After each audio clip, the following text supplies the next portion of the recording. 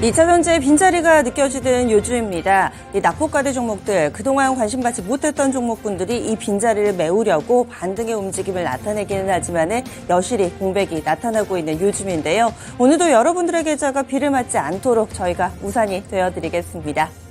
그러면 핵심 뉴스 보겠습니다. 오늘 시장에 영향을 미칠 만한 내용인데요. 먼저 첫 번째 소식입니다. 최근 들어서는 곡물 관련된 종목군들이 시장을 주름잡고 있습니다. 어제도 이 관련된 종목군들 위주로 두 자릿수대 상승 탄력이 나오기도 했는데요. 여기에 영향을 미칠 만한 내용 준비했습니다. 우크라이나와 러시아의 관계는 계속해서 한치 앞을 알 수 없는 상황인데요. 우크라이나 곡물 협상이 사실상 중단된 거다라는 보도가 나오고 하루 만에 재개된다라는 외신 보도가 전해지고 있습니다.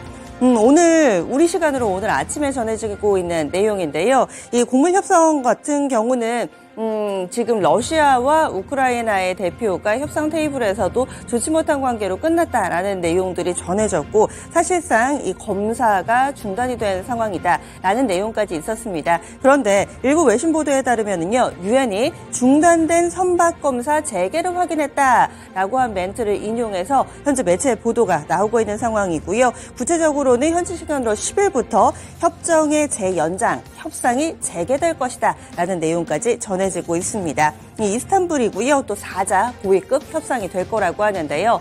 이럴 경우에는 곡물 관련된 종목군들 전혀 다른 국면으로 접어들게 되는 걸까요? 관련된 종목군들 보겠습니다. 미래생명자원은 어제도 이 전체적으로 곡물주도 주목받는 가운데서도 오히려 또 시세가 꺾여 있는 상황이었고요. 그 밖에 고려산업이나 팜스토리, 대주산업, 한일사료 등도 결국에는 하락으로 돌아서면서 5에서 8% 정도 밀렸습니다. 과연 오늘장 이 뉴스에는 어떻게 반응할지 체크해 보셔야겠습니다. 다음 두 번째 소식 넘어가겠습니다. 어제 추경호 경제부총리가 현대차 이 공장, 울산 공장을 방문한다라는 내용을 전해드린 바 있는데요. 여기에서 확실히 빈손으로 간 게 아닙니다. 세제 혜택과 관련된 대규모의 선물 보따리를 가지고 온 상황이었는데요. 이와 관련된 소식 보겠습니다.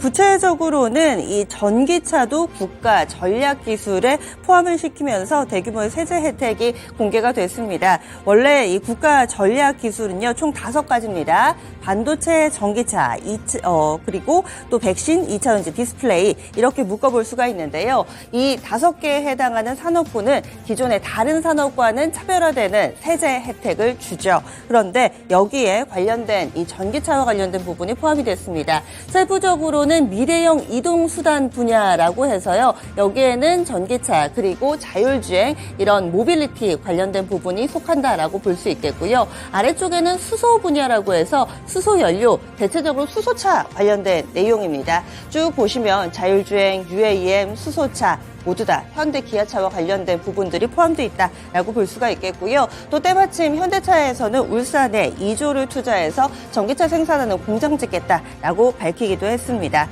그리고 울산시도 이에 화답하듯 전기차, 이 현대차의 전기차 울산 공장 첨단 투자지구 지정을 신청해 놓은 상황입니다. 지금 보신 이 산업과 관련해서는요, 어떤 세제 혜택이 있냐면 기존에는 대기업 집단이 이 전기차 생산 시설에 투자할 때 최대 13% 정도까지 세액 공제가 됐습니다. 그런데 이것이 25%까지 늘게 되고요. 핵심 기술 같은 경우는 기존에는 16% 최대 세액 공제율이 적용이 됐는데 25%까지 공제가 됩니다.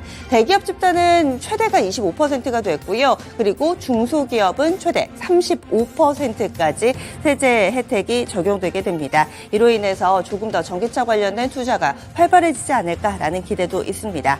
다만 아쉬운 부분은요, 앞서서 기아에서 발표된 투자입니다. 광명에도 전기차 공장을 짓겠다라는 내용을 밝히기도 했었는데 이 광명 지역 같은 경우는 수도권 과밀 억제 지역입니다. 따라서 이런 세제 혜택을 받지는 못할 것으로 알려져 있습니다. 그럼 관련된 종목군들 보겠습니다. 현대차의 공장을 방문했기 때문에 아무래도 현대차 그룹주들 어제부터 이 내용이 좀 반영됐었고요. 오늘장의 연속성 확인해 보셔야 되겠습니다. 현대차 그리고 기아 있고요. 부품 쪽으로는 현대 위아나 그리고 모비스, 오토에버까지도 관련된 종목으로 묶입니다. 어제 시장 전체적으로 파란불 들어왔는데요. 현대차 그룹주들 일제히 1% 안팎의 상승불 켜면서 거래 마쳤습니다. 다음 소식입니다.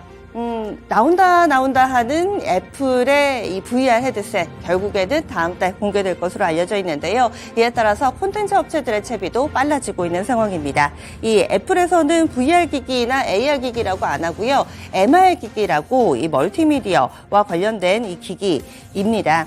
다음 달 공개를 앞두고서 콘텐츠 업체들 슬슬 가동하고 있는 모습인데 국내 업체 쪽에서는 스마일게이트 비상장입니다. 여기에서는 크로스파이어라는 강력한 지적재산권 IP를 가지고 있는데요. 이 부분을 활용한 VR 게임을 올 하반기에 플레이스테이션 5로 출시할 계획입니다. 크로스파이어 시에라 스퀘드라고 하는데요. 이 게임이 과연 이번에 성공할 수 있을지 관심이 모아지고 있습니다. 앞서서 크로스파이어 같은 경우는 PC 버전에서 성공을 했었고요.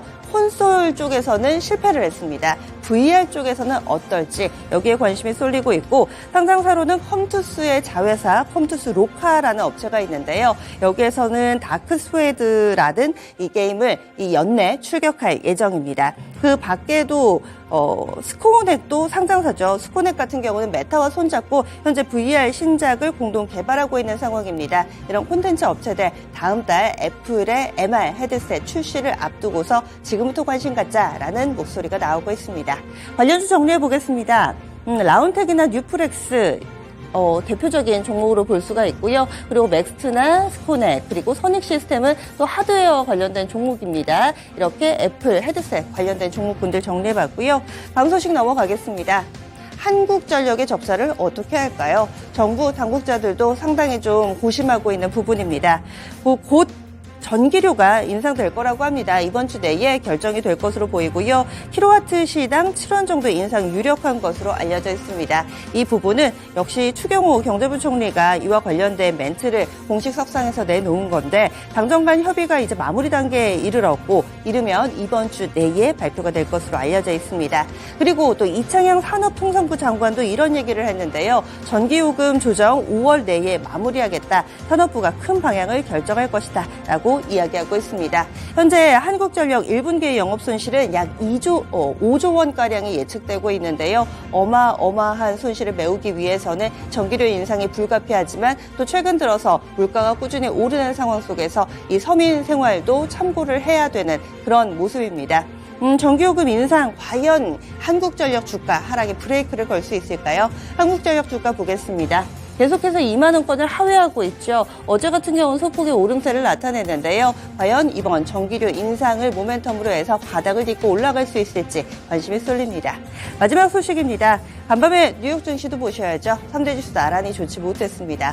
부채 한도 협상 이 부분도 난항을 겪을 것이다라는 전망이 나오고 있고요. 그리고 또 CPI 발표, 소비자 물가지수 발표가 임박한 상황입니다. 여기에 옴짝달싹하지 못하고 미국 증시 3대 지수 나란히 밀려 내려가는 모습이었습니다.